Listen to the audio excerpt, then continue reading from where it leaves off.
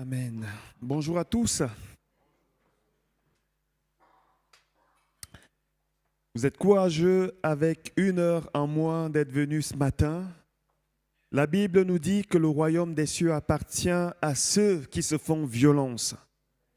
C'est la raison pour laquelle je crois que ce matin, le culte de ce matin et la prédication de ce matin est une prédication non seulement qui est là pour nous enseigner, mais également pour nous équiper et bien plus que cela, pour transformer des circonstances dans nos vies. Amen.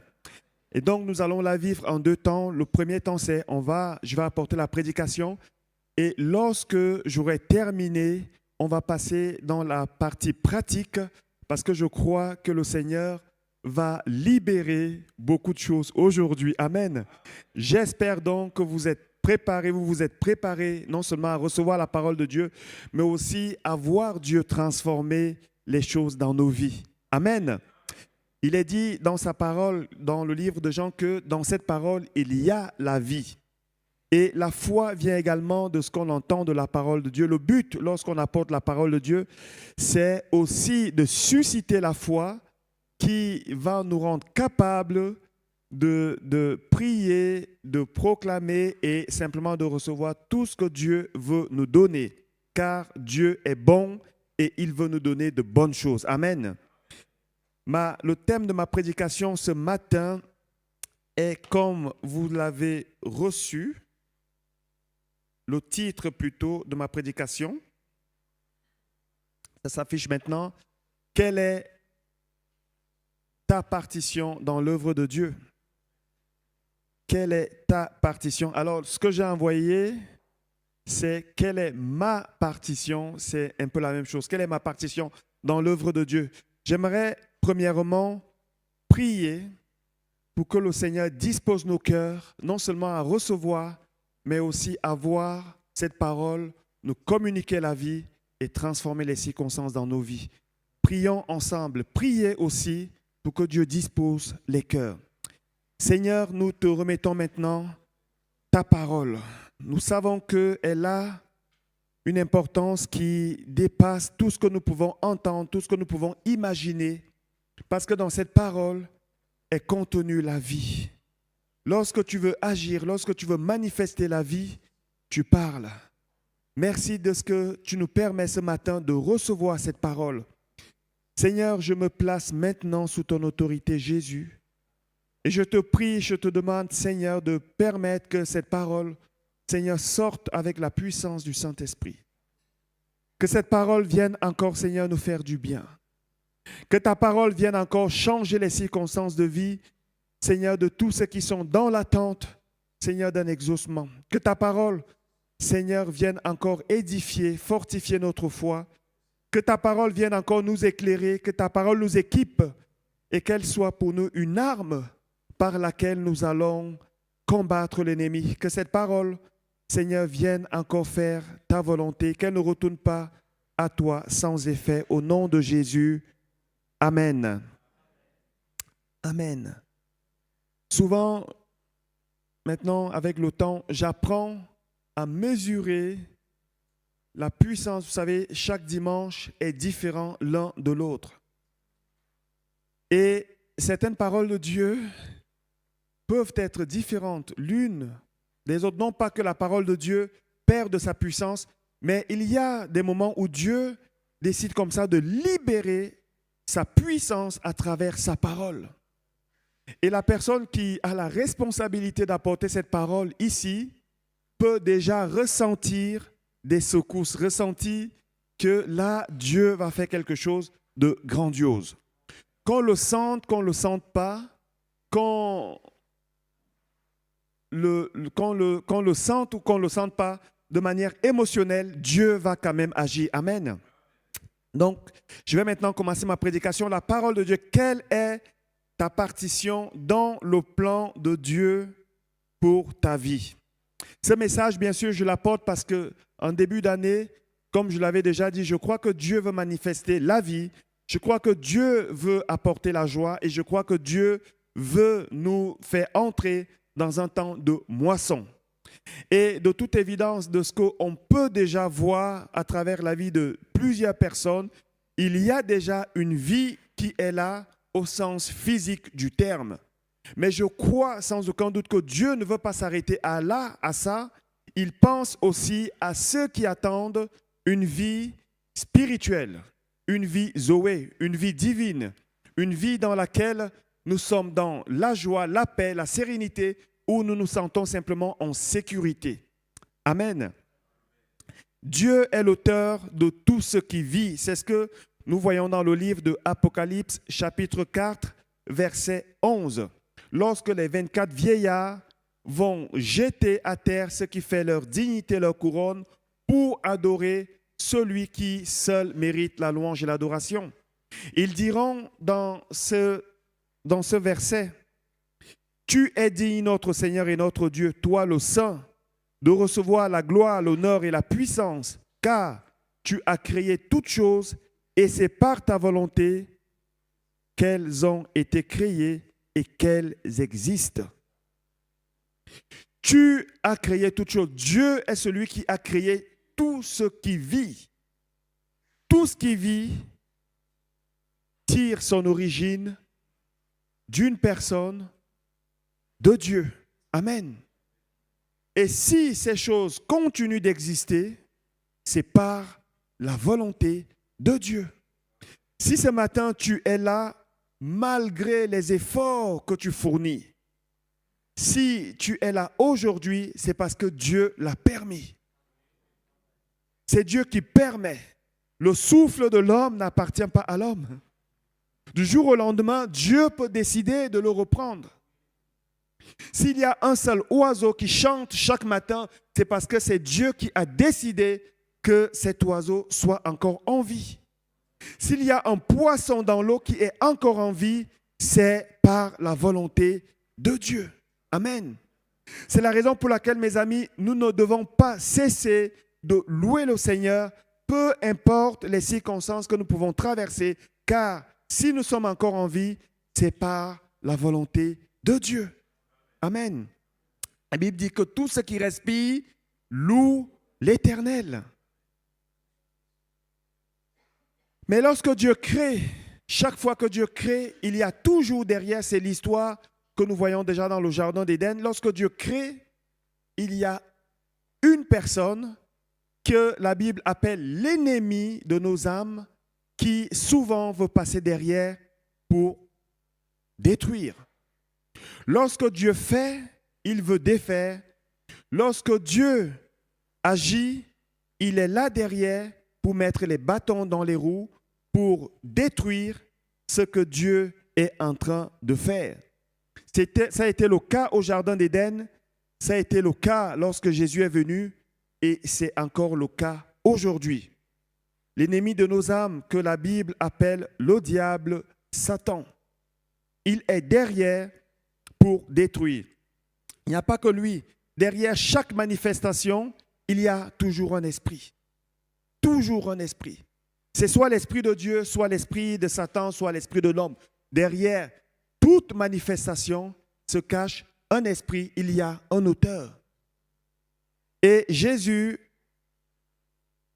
nous dira, ou plutôt la parole de Dieu nous dit dans 1 Pierre chapitre 5, verset 8, « Soyez sobres, restez vigilants.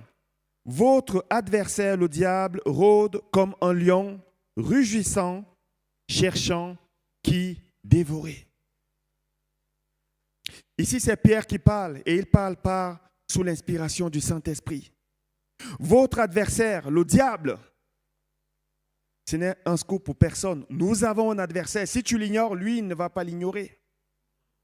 Il n'ignore pas que tu es un adversaire. À partir du moment où tu as revêtu Christ, à partir du moment où tu as confessé que tu donnais ta vie à Christ, tu es devenu une cible pour lui. Et il va essayer par tous les moyens de te détruire. Il va essayer par tous les moyens d'égorger, de voler tout ce que Dieu t'a donné.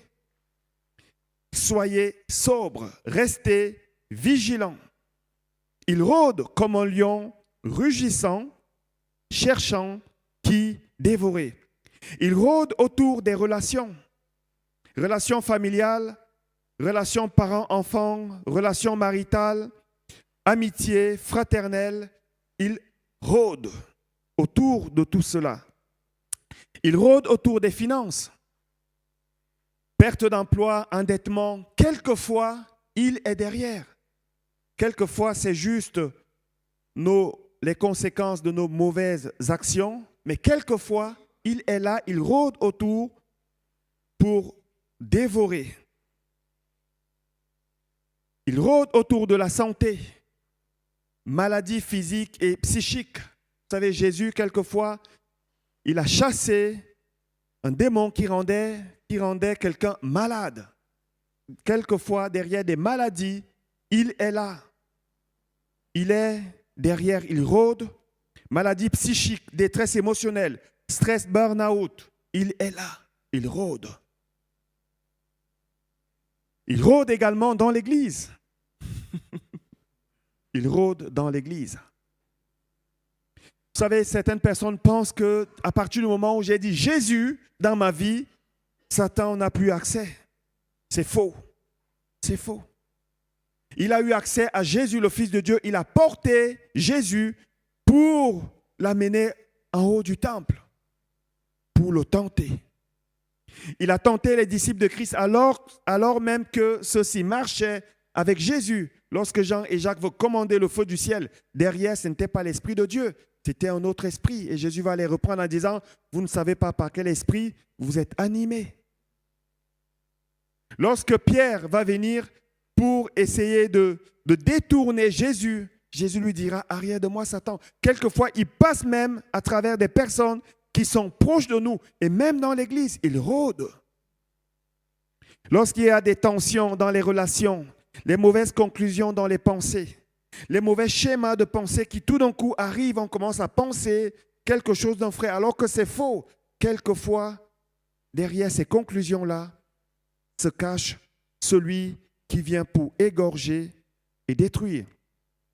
Quelquefois, il est à l'origine aussi d'une baisse de foi, une lassitude, le découragement, une fatigue constante. On essaye par tous les moyens de s'en sortir, mais c'est comme s'il y a quelqu'un qui nous maintient vers le bas. Parfois, derrière un manque de motivation dans le service, lorsque tu veux aller servir, c'est là où il y a un problème qui arrive. Il y a quelque chose, une pensée qui nous traverse. Ça sera pour une autre fois. Quelquefois, c'est l'ennemi de nos âmes qui agit avec notre chair qui est encore faible. Derrière des divisions, quelquefois, c'est Satan. Parce que la cible numéro 1 de l'ennemi, c'est l'Église.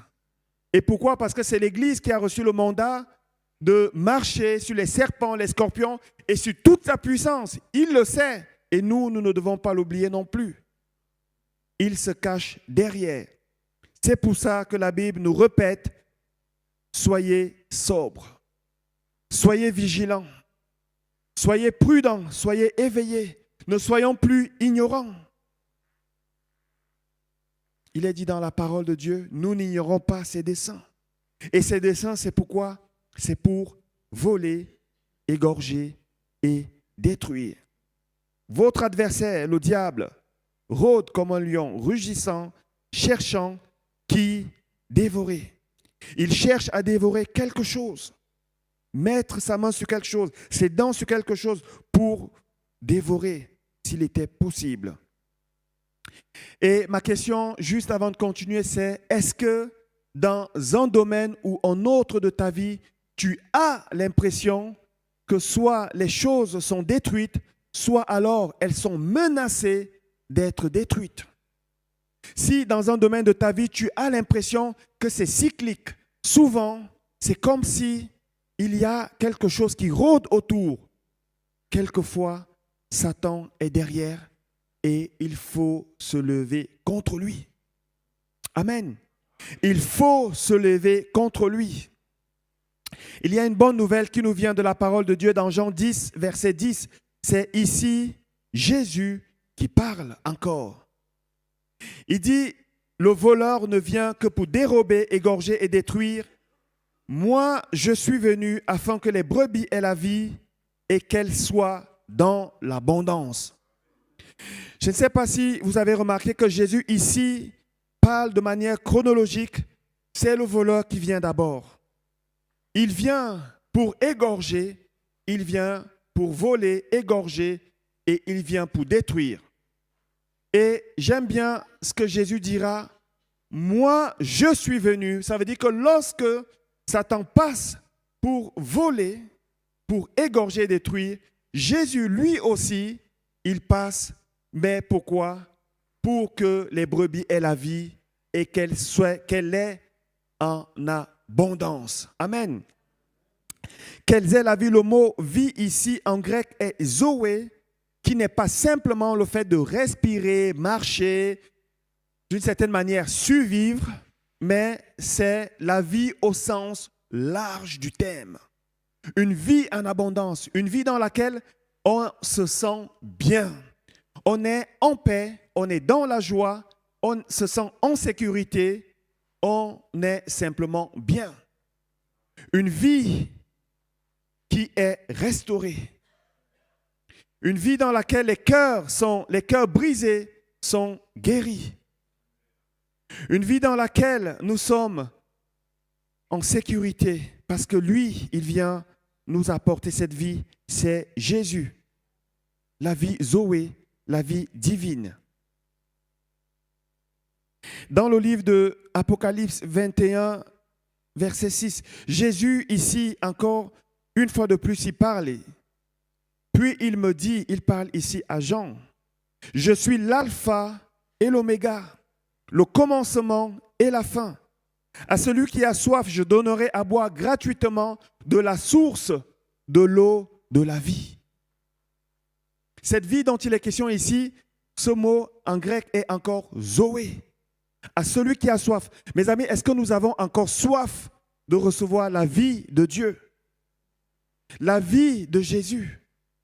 Ou alors nous sommes tellement habitués à vivre des choses où l'ennemi nous maintient, il maintient notre morale dans le fond, il maintient notre courage en bas, il est là à chaque fois pour nous assommer. Dès qu'on sort la tête de l'eau, il nous donne un coup et on replonge dans l'eau. Et à force, on finit par s'habituer, on se dit, tant qu'à faire, je vais survivre, je garde mon salut.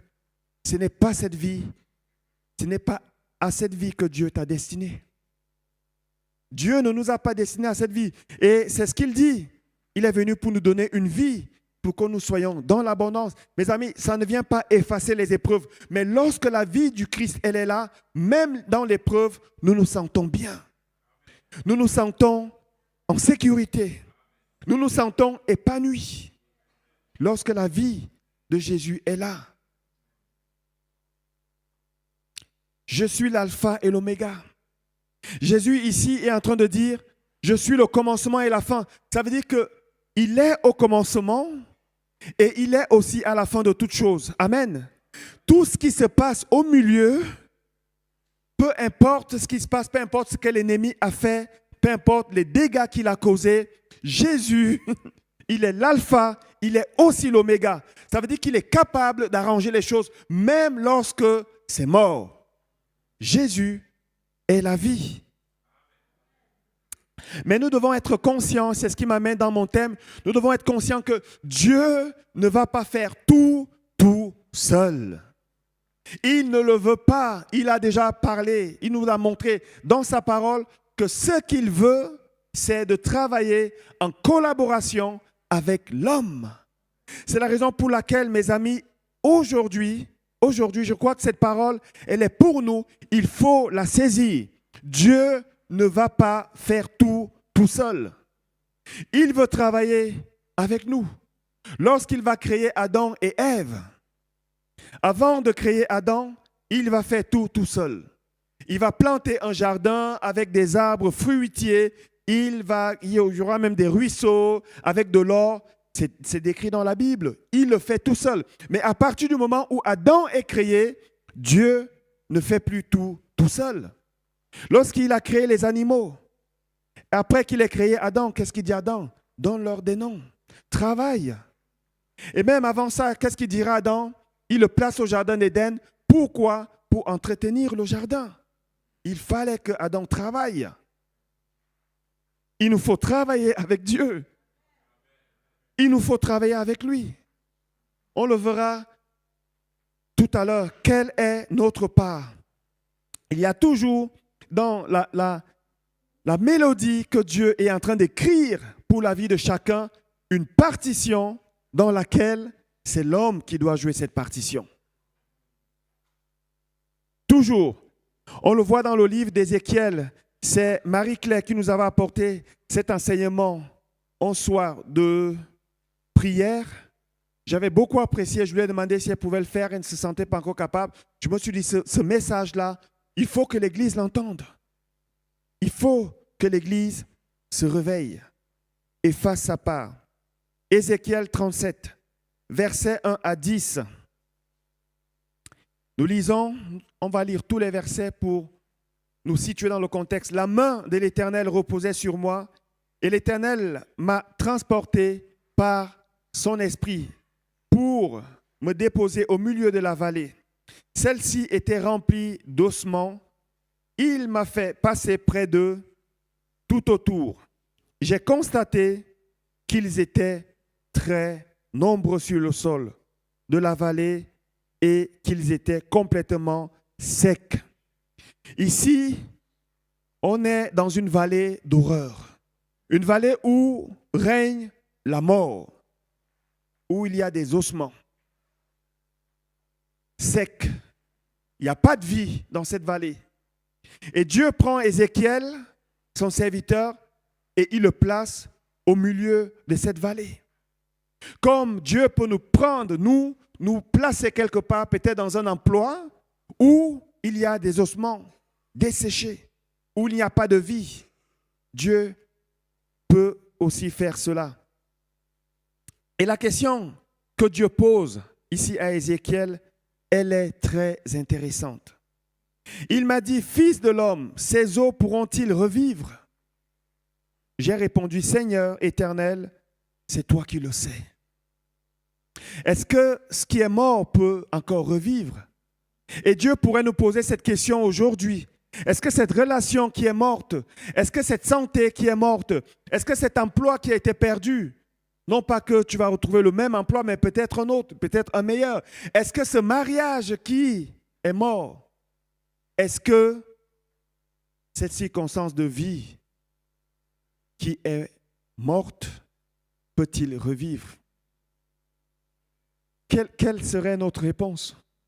Je ne sais pas s'il y a un domaine dans ta vie où tu as l'impression que c'est juste peut-être le découragement qui est là, où tu n'arrives pas à te relever. Tu es dans un chagrin, une tristesse perpétuelle où malgré tous les messages, ça tombe sur toi comme si on versait de l'eau sur une pierre.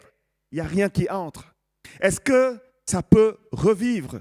Est-ce que ton courage, est-ce que ta foi peut revivre? À quel point aujourd'hui nous croyons encore que Dieu est capable de guérir et même de ressusciter les morts? Vous savez, ces paroles, ce n'est pas moi qui les invente, c'est la Bible qui le dit. Dieu est capable. Amen. Il pose cette question à Ézéchiel. Pourquoi? Parce qu'il était important que la foi d'Ézéchiel soit reconditionnée, qu'il soit sûr. Parce que celui qui plus tard va prophétiser, il faut qu'il ait de la foi. Il ne suffit pas juste d'ouvrir la bouche, de dire des choses, de proclamer haut et fort. Il faut croire. Et Dieu veut s'assurer que Ézéchiel croit parce qu'il veut utiliser Ézéchiel. Et si tu es un Ézéchiel dans ta famille, dans ton travail, Dieu veut premièrement s'assurer que tu y crois. Ézéchiel ne dit pas non, Ézéchiel ne dit pas oui. Ézéchiel a un langage ici qui est un langage d'humilité, mais aussi de foi. J'ai répondu, Seigneur éternel, toi, c'est toi qui le sais. Amen. Seigneur, c'est toi qui le sais. Il s'en remet à qui? À Dieu. Ça s'appelle la foi. Seigneur, c'est toi qui le sais. Puis il m'a dit, alors que Ézéchiel donne une réponse qui satisfait Dieu, Dieu peut maintenant aller de l'avant avec lui. Puis il m'a dit, prophétise sur ces eaux. Tu leur annonceras ossements desséchés. Écoutez la parole de l'Éternel. Écoutez la parole de l'Éternel. Ici, qu'est-ce que Dieu va faire? Il va utiliser sa parole pour amener la vie. À quel point nous lisons, à quel point nous croyons en la parole de Dieu. Vous savez, cette parole, même si elle date d'il y a longtemps, l'auteur, c'est Dieu.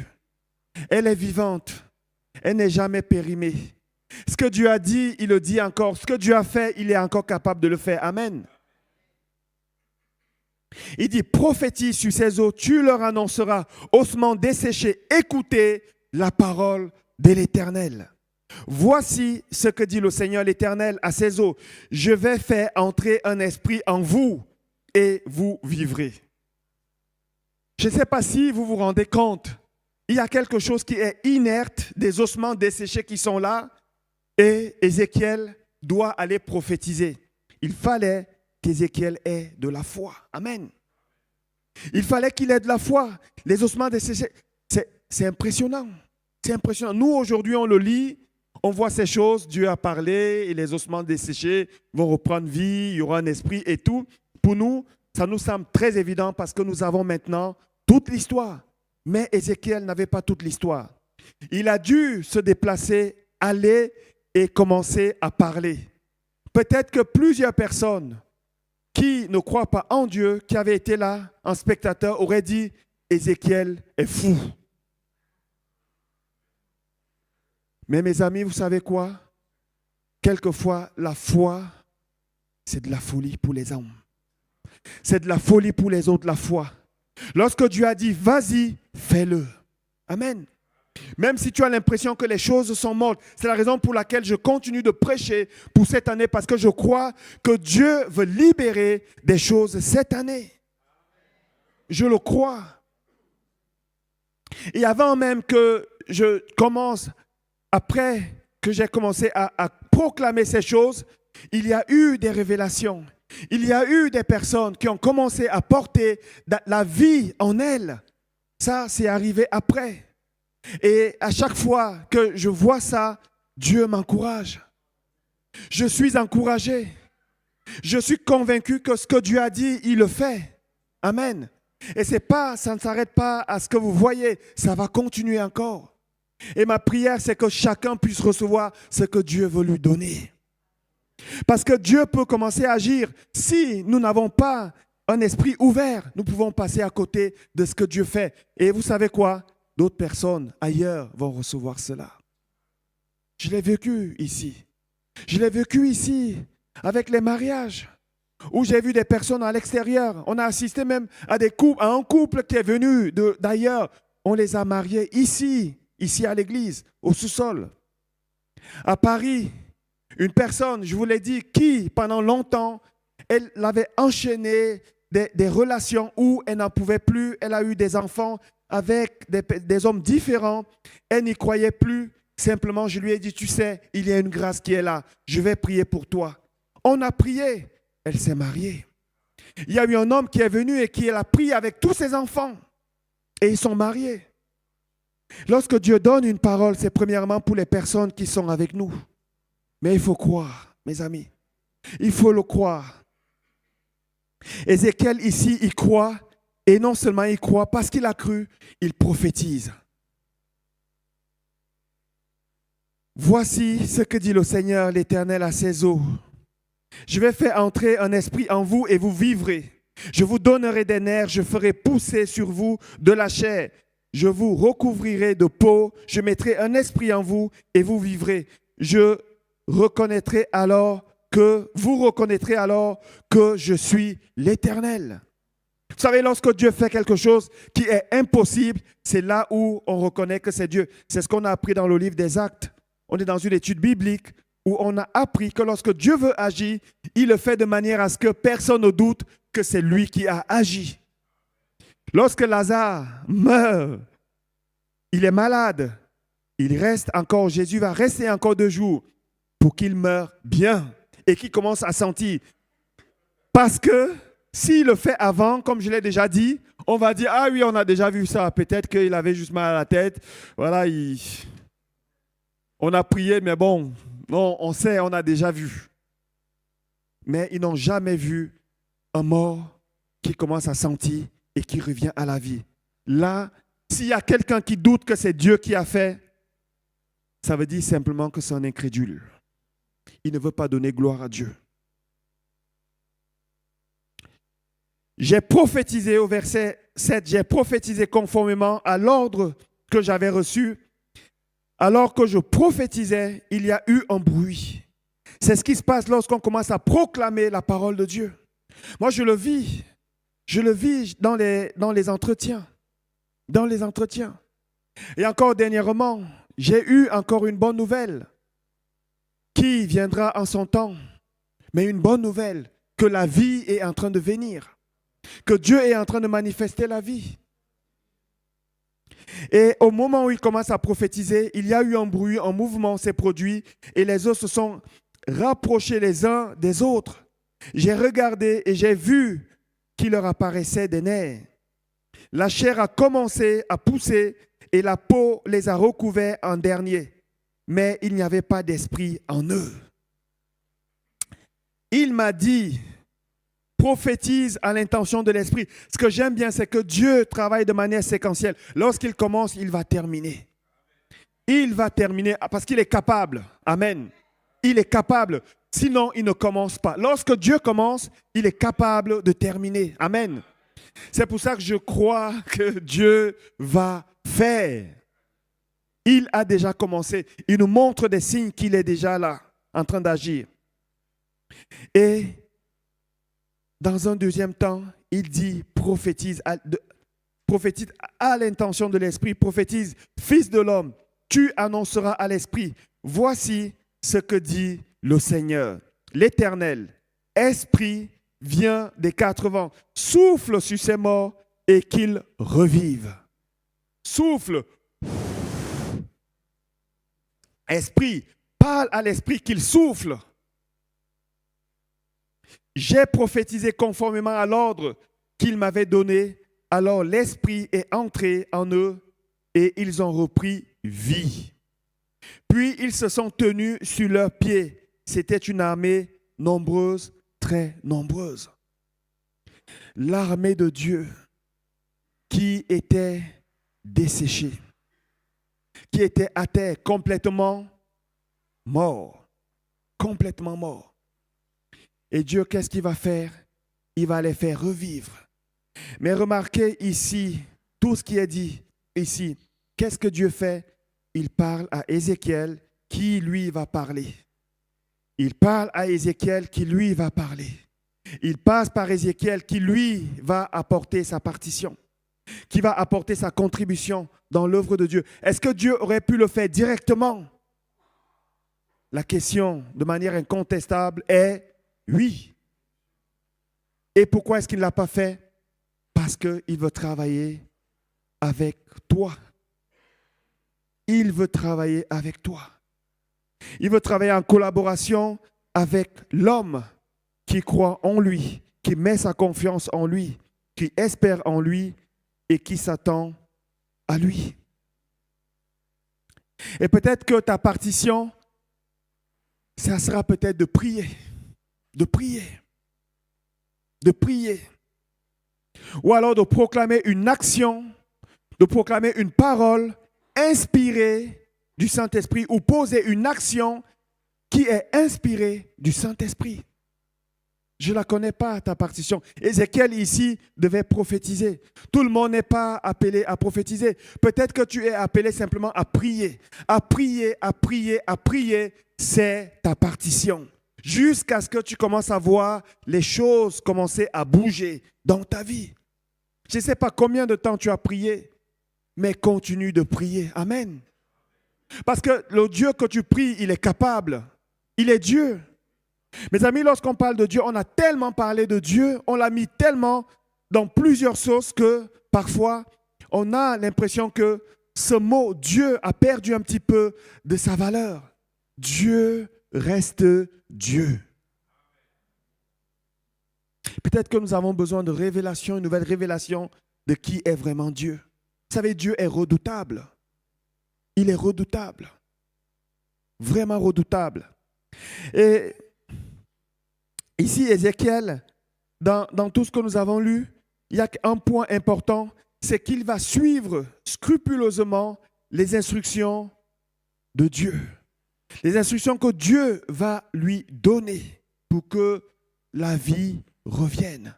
Nous avons besoin de suivre les instructions de Dieu.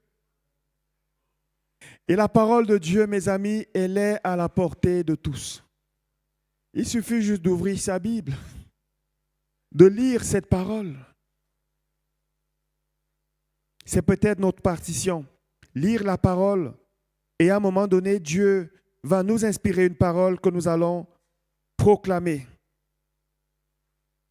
Une déclaration qui vient de lui dans Proverbe 18, verset 21. La version Semeur ici dit « La mort et la vie sont au pouvoir de la langue. Vous aurez à vous rassasier des fruits que votre langue aura produits. » Ça veut dire que vous devez déclarer des choses. Vous devez apporter, produire des choses. Le fruit que vous aurez à manger, ce n'est pas Dieu qui va le cultiver. Tu dois proclamer des choses. Les amis, je sais que sur Internet, vous avez plein de prophètes, oui, qui prophétisent des choses, qui disent des choses, c'est bien. Mais, me semble-t-il, lorsque Dieu va agir dans la vie de quelqu'un, il y a toujours un rôle que la personne doit jouer. C'est peut-être simplement avoir de la foi. Avoir de la foi. Et même pour avoir de la foi, il faut lire la parole de Dieu. Parce que la foi vient de ce qu'on entend, de la parole de Dieu. Il faut croire en ce que Dieu dit. Amen. Avoir de la foi. Il y a toujours quelque chose à dire. Vous aurez à vous rassasier des fruits que votre langue aura produits. Ça sera des mauvais fruits ou des bons fruits. Mais me semble-t-il, c'est comme si on est devenus des agriculteurs de mauvais fruits. Même dans l'Église, on proclame des choses. Vous savez, on est tous faits de chair. On a tous des moments de faiblesse où parfois des choses peuvent sortir.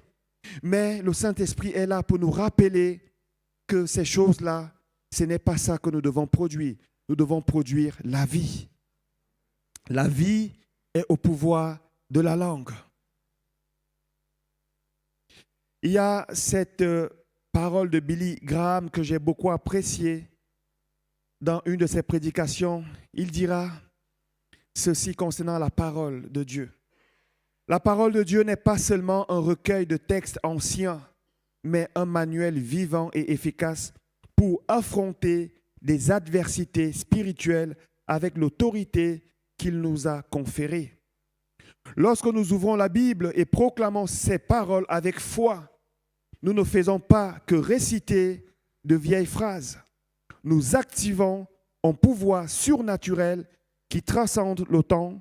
La parole de Dieu est vivante et efficace, plus tranchante qu'une épée à double tranchant, capable de détruire tout argument de l'ennemi et établir la volonté de Dieu dans nos vies. Lorsque nous proclamons sa parole avec foi, les cieux s'ouvrent et la lumière de Christ détruit toutes les ténèbres. La parole de Dieu ne revient jamais vide. Lorsque nous proclamons sa parole, il y a cependant un élément à prendre en compte, un élément essentiel. C'est tout ce que nous venons de dire là, nous avons besoin de la foi. De la foi. Quand je parle de foi, je ne parle pas de la foi des décibels ou des bons mots. Mes amis, la foi, ça ne consiste pas seulement à répéter des mots, mais nous devons croire de tout notre être que Dieu est tout puissant. Et lorsque je mets sa parole devant, il s'engage. parce qu'il soutient toutes choses par sa parole. Lorsque nous crions à lui, il répond puissamment. Amen. Je dois le croire, je ne dois pas juste le dire. Vous savez, si je le dis sans le croire, il n'y a pas d'effet. Il n'y a pas d'effet. Nous devons nourrir notre foi pour que lorsque nous proclamons la parole de Dieu, elle agit. Dans Romains 4, 17, je vais appeler les chants à me rejoindre parce que j'aimerais ensuite qu'on passe qu'on entre dans une phase pratique. Si seulement cette parole a réussi à produire un petit peu de foi en chacun. Romains 4, 17. Comme le dit l'Écriture, j'étais établi, lorsque Dieu parle à Abraham, j'étais établi pour être le père d'une multitude de peuples. Placé en présence de Dieu, il mit sa confiance en celui qui donne la vie aux morts et qui appelle à l'existence ceux qui n'existent pas. Placé en présence de Dieu. Est-ce que nous croyons qu'aujourd'hui, nous sommes placés en présence de Dieu? Jésus a dit là où 2 ou 3 sont assemblés à mon nom, je suis au milieu d'eux. Et si vous vous accordez pour demander une chose quelconque, elle vous sera accordée. Placé en présence de Dieu, il mit sa confiance. Il a cru à celui qui est capable de donner la vie aux morts, de donner la vie à ce qui est mort et qui appelle à l'existence ceux qui n'existent pas.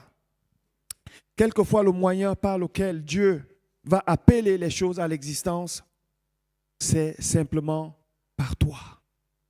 Tu es le canal choisi par Dieu pour amener les choses à l'existence. Lorsque nous prions, lorsque nous proclamons, lorsque nous déclarons les vérités qui sont les vérités bibliques, les vérités de Dieu, nous établissons dans le monde spirituel quelque chose qui finalement va prendre vie dans le monde physique.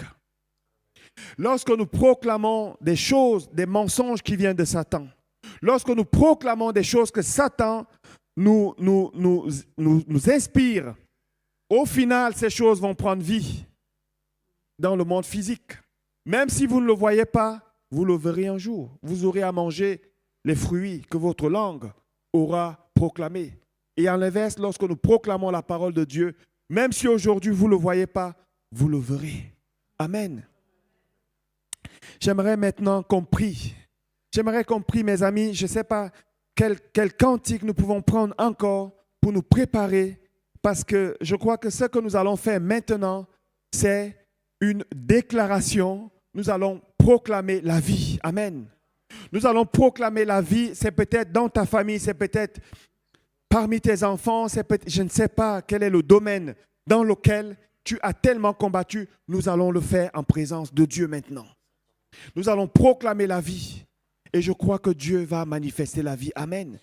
Pourquoi? Parce qu'il a promis que cette année, il va manifester la vie. Tu dois faire partie des personnes qui vont goûter à cette vie-là, qui vont avoir un témoignage de vie. Amen. Il y a des gens parmi nous ici qui ont déjà ce témoignage. Tu dois faire partie de ces personnes-là. Amen. Alléluia. Car il est glorieux et digne de régner. L'agneau est souverain.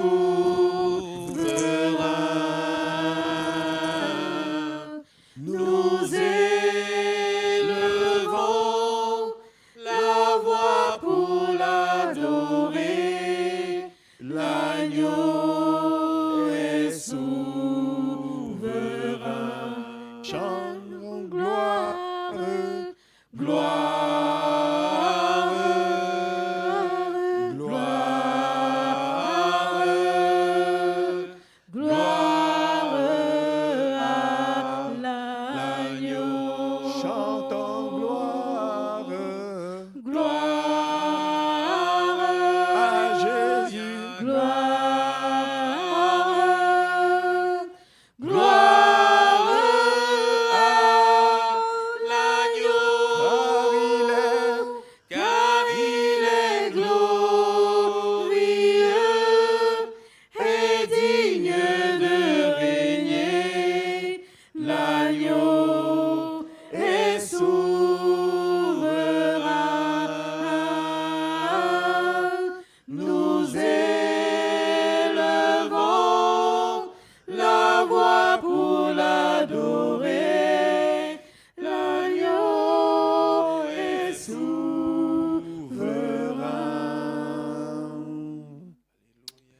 Alléluia. OK.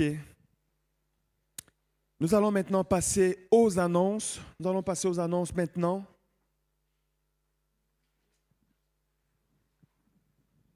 Mercredi, nous avons notre rencontre de prière à 20 h. Rencontre de prière à 20 h où nous allons continuer de prier. Chaque fois que tu pries, tu es en train de dire à Dieu, je crois encore. C'est pas fini, je crois encore. Chaque fois que tu pries, tu es comme Jacob qui dit, Seigneur, je ne te laisse pas partir, que tu me bénis. Et Dieu, il aime ça. Le royaume des cieux appartient à ceux qui se font violence. Vous savez, ça demande de se faire violence pour se lever et venir ici alors qu'on a juste envie de passer un temps devant un bon dîner, devant la télé. Ça demande de se faire violence. Et lorsque tu te fais violence, Dieu récompense ta foi. Tous les mercredis, nous sommes là à 20 h ici pour la prière. Nous continuons. L'étude biblique tous les jeudis à 20 h sur Zoom. Nous avons également une étude biblique. Et dans cette étude biblique, nous apprenons beaucoup de choses. Nous apprenons non seulement à connaître la volonté de Dieu, mais c'est aussi une façon de laisser Dieu nous équiper de sa parole, de nous révéler encore sa parole. Tout ce que Dieu va faire dans ta vie, dans la mienne, il passera par sa parole. C'est ce qu'il veut faire. C'est ce qu'il veut faire. Amen. Il passera par sa parole. Rencontre des jeunes. Vendredi prochain, il y a la rencontre des jeunes ici à 19 h 30. Encourageons nos jeunes à venir. Le meilleur moyen par lequel nous pouvons encourager nos jeunes à venir, c'est que nous-mêmes, nous soyons assidus. C'est un témoignage pour eux. Mais poussons-les à venir dans la présence de Dieu. Même si on a 1 heure de moins de sommeil, encourageons-les à venir dans la présence de Dieu. La meilleure chose que vous puissiez faire, c'est les pousser dans la présence de Dieu. Il y a des choses que nous, on ne pourra pas faire. Lorsque tu pousses entre les bras de Jésus, il s'en occupe. Il s'en occupe. N'arrêtons pas. On essaye. Ils ne veulent pas entendre. On laisse un petit peu. On prie beaucoup. Et on y va encore. Ils ne veulent pas. On lâche un petit peu. C'est comme un poisson. On lâche, on prie et on parle. Et on parle. Et je suis convaincu que si nous s'aimons, Dieu va faire croître. Amen. Nous continuons. Place maintenant aux aînés. Je vais demander à Monica de venir. J'aimerais maintenant, on l'a vu avec les aînés, qui vont, dans un temps convenable, commencer à nous apporter même une louange ici en groupe. On pense que la vie de l'Église, le culte devrait aussi, on devrait avoir une place pour les aînés pendant le culte. Bonjour à tout le monde. Merci beaucoup. Alors, j'aime bien la parole de Dieu parce qu'elle est complémentaire. Monica les a encouragés à avoir l'espérance du ciel. Moi, je leur ai dit, ce n'est pas encore fini. Ce n'est pas encore fini. On va vous mettre au travail. Et donc, du coup, une fois par mois, on a convenu ensemble, que le 8 soit 8, on a convenu ensemble qu'une fois par mois, ils vont apporter 1 ou 2 cantiques ici, que tous ceux qui respirent louent l'Éternel. Alors, c'est vrai qu'ils le font dans l'assemblée, mais on aimerait bien aussi qu'ils entonnent un cantique ici pour qu'on puisse ensemble chanter avec eux. Ils ont dit oui, Monique la responsable, et Jean-Michel qui l'aide à faire dans la collaboration vont organiser ça et on se réjouit de les écouter ici. On continue. Amen. Voilà. Il y a aussi une annonce, on n'est pas encore, il y a encore d'autres annonces. La communion fraternelle, dimanche 20 avril, à l'issue du culte de Pâques, Marie-Claire et Michel organisent un repas canadien pour toute l'Église. Donc voilà, on espère que tout le monde va pouvoir participer à ce moment de communion fraternelle. Pour aussi, on a vu, il y a notre pas à faire, partition, pour que la vie puisse se manifester davantage. Et la communion fraternelle est aussi quelque chose par laquelle le Seigneur passe pour manifester la vie dans l'Église. Voilà, j'annonce aussi, ok, le flyer, il est arrivé. Il persévérait dans l'enseignement des apôtres, dans la communion fraternelle, dans la fraction du pain et dans les prières. Tous ceux qui croyaient étaient dans le même lieu. On voit ici tous les ingrédients qui ont fait de la première église une église aujourd'hui qu'on admire. La communion fraternelle, l'enseignement, donc on parle ici de la parole de Dieu, la fraction du pain, pour se rappeler ce que Jésus a fait, c'est au centre de tout ce que nous vivons, et les prières. Yes, nous continuons. Nous avons notre prochaine Assemblée générale, l'Assemblée générale de l'UM le dimanche 27 avril. Il n'y a pas eu de flyer, mais je l'annonce déjà quand même. Le 27 avril, ça sera juste à l'issue du culte. Ça veut dire que dès qu'on a fini le culte, on va essayer de finir à 11 h. On ne part pas, on commence l'Assemblée générale tout de suite.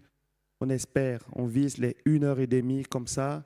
On a terminé l'Assemblée générale. C'est peut-être une formule qui va rassembler un peu plus de monde pour que tout le monde puisse assister, enfin ceux qui veulent assister.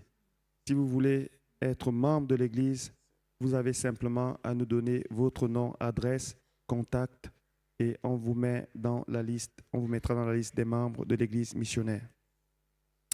Voilà, je tiens aussi à remercier maintenant qui sont là, Miguel et Lucie Arena, qui sont juste là. C'est eux qui nous ont offert le repas canadien, le dernier repas canadien que nous avons eu ici. J'ai promis de les remercier solennellement et de prier aussi pour eux, pour que celui qui est à arroser soit également arrosé. Si vous pouvez juste vous lever, on vous dit merci chaleureusement. Nous avons été bénis. Tout le monde a apprécié. C'était formidable. Je vais prier pour vous. Éternel Père, Saint notre Dieu, nous savons que la main qui donne est celle qui reçoit. Et celui qui arrose est également lui-même arrosé. Seigneur, ils l'ont fait de bon cœur.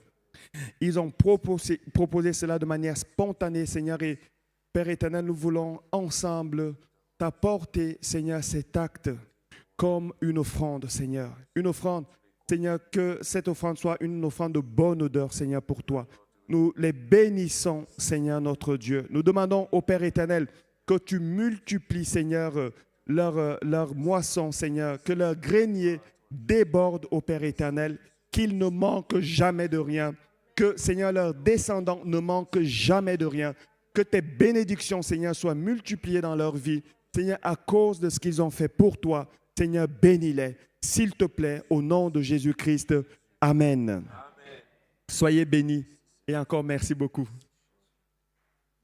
Voilà, nous avons terminé avec les annonces. Nous allons passer maintenant aux offrandes. Vous avez également la possibilité de donner maintenant par Twint. Vous avez le code QR qui va s'afficher là. Vous pouvez simplement, si vous avez Twint, juste prendre une photo comme ça et donner aussi. Il y a plusieurs personnes qui nous ont demandé cela. Alors voilà, il est là. Vous pouvez bénir le Seigneur par ce moyen-là. Merci à tous ceux qui donnent aussi à distance. Merci à Daniel et Mélina, je ne sais pas s'ils regardent nos prédications, qui ont fait un don pour l'épicerie Sarepta. C'était vraiment, ça a été beaucoup apprécié. Merci à tous ceux qui donnent à distance, dont on ne connaît pas les noms. Que le Seigneur vous bénisse abondamment au nom de Jésus.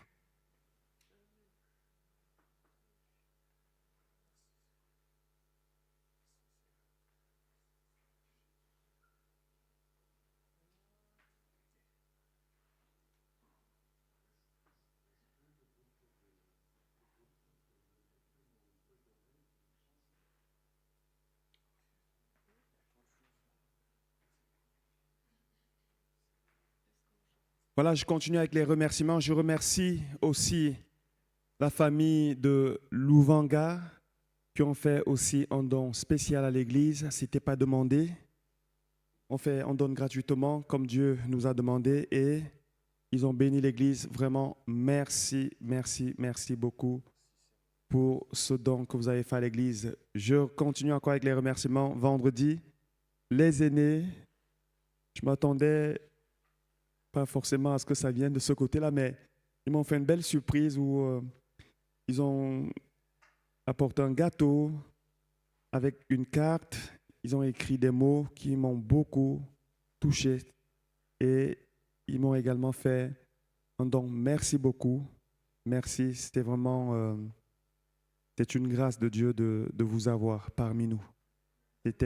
J'ai beaucoup apprécié. Ça m'a beaucoup, beaucoup, beaucoup touché. Que le Seigneur vous bénisse. Voilà, enfin, je remercie tout le monde. Merci pour votre participation dans les cultes. Que le Seigneur vous bénisse. On a terminé. On va se lever. Salomon a demandé un cantique, c'est ça? Ah, tu veux que les aînés chantent maintenant? Un avant-goût. Alors, j'ai essayé de les convaincre. Ils m'ont dit, à cet âge-là, on va lentement. C'est Monica qui me l'a dit. À cet âge-là, ils vont lentement. Ils vont lentement, donc il ne faut pas trop les bousculer. Donc voilà. Mais je les ai entendus chanter, c'était vraiment beau. C'était vraiment beau. Donc, voilà, on prie. Éternel Père, Saint notre Dieu, nous croyons que tu continues ton œuvre. Seigneur, nous savons que tu es Dieu. Qu'on le sente, qu'on ne le sente pas, qu'on le voit ou qu'on ne le voit pas, Seigneur, nous savons que tu es Dieu. Peut-être qu'il y a des circonstances devant nous qui paraissent comme être des ossements desséchés, mais toi, tu es au contrôle. Tu es au contrôle de toutes choses, Seigneur.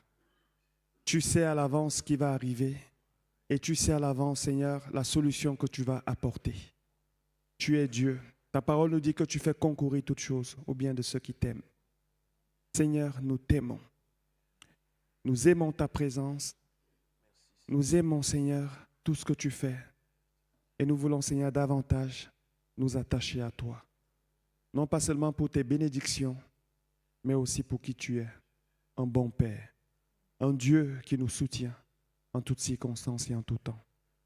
Permets que cette parole qui a été apportée, Seigneur, puisse être gardée, conservée dans les cœurs, qu'elle produise du fruit pour la gloire de ton nom. Que l'ennemi, Seigneur, les oiseaux du ciel ne viennent pas voler ce qui a été sémé. Viens couvrir cette parole. Nous croyons que lorsqu'elle est envoyée, ta parole, elle ne revient pas sans effet.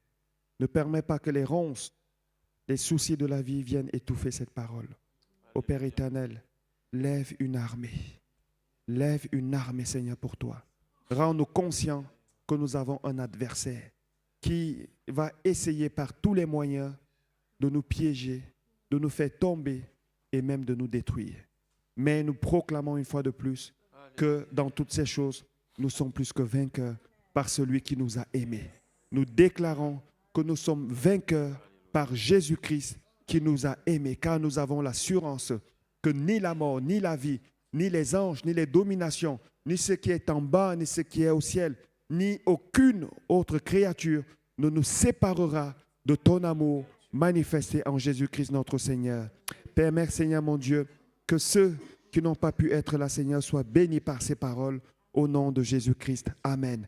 Que le Seigneur vous bénisse, que le Seigneur vous garde, que le Seigneur vous fortifie, que le Seigneur vous renouvelle dans sa parole, par sa parole, qu'il fasse de vous une armée qui se tient debout pour sa gloire. Soyez bénis au nom du Seigneur Jésus. Je vous dis bon dimanche, bonne semaine, à bientôt. Soyez bénis au nom de Jésus. Amen.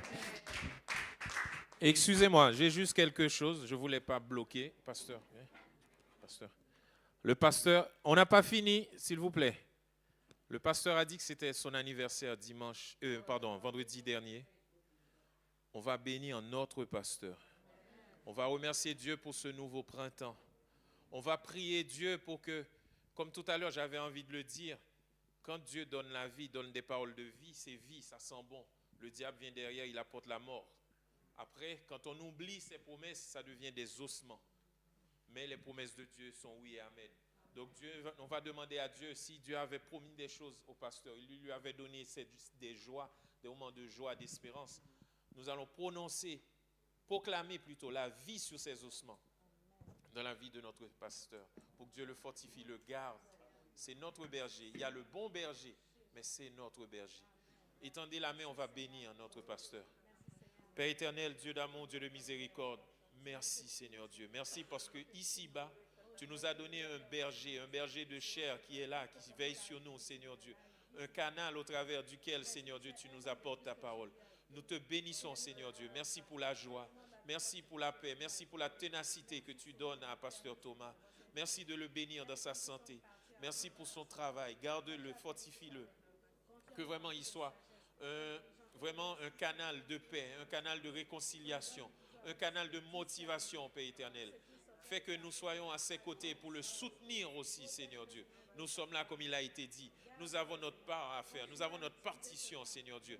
Je bénis son épouse Salima, ses enfants, Seigneur Dieu. Merci, Seigneur Dieu, de le garder. Que tes anges le protègent, Seigneur Dieu. Fortifie-le, remplis-le de joie, Seigneur Dieu. Et nous proclamons la vie sur les ossements, Seigneur Dieu.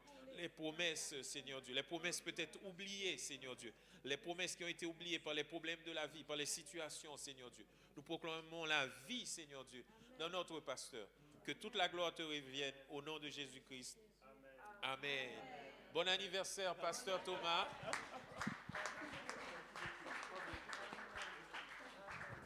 Et un bon dimanche, mes frères et sœurs.